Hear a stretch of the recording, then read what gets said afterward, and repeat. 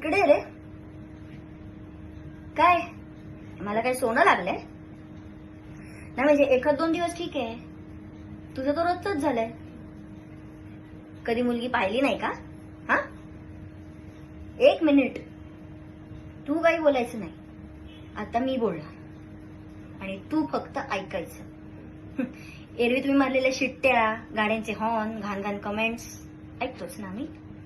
तेव्हाच एक ठेवून दिली असती ना, तर हे सगळं पुन्हा पुन्हा सहन करायची गरज नसती लागली आम्हाला. आज तू आहेस, उद्या कोणीतरी दुसरा असेल, परवा कोणी तिसरा. तुम्ही काय आम्हाला सुखाने जगून देणार नाही, नाही का? आणि काय रे, उद्या तुझ्या बहिणीला असं कोणी केलं, असा त्रास दिला, तर काय गप्प बसशील? बोल. नाही ना? मग आता असं का? अरे सगळेच मुलं वाईट नसतात रे, मान्य आहे.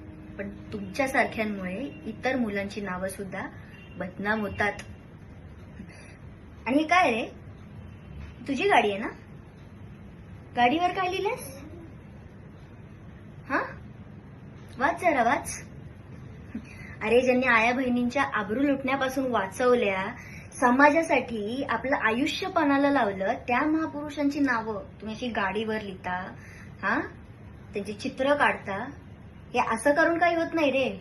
त्या सगळ्या गोष्टी आचरणात आणाव्या लागतात. लायकी नाहीये तुमची त्यांची नावं घ्यायची. हा, काय सॉरी काय? आता सॉरी म्हणायचं की झालं, है की नाही? आधी चुका करायच्या, मग सॉरी म्हणायचं, मग संपला विषय, नाही का? नाही ठीक आहे,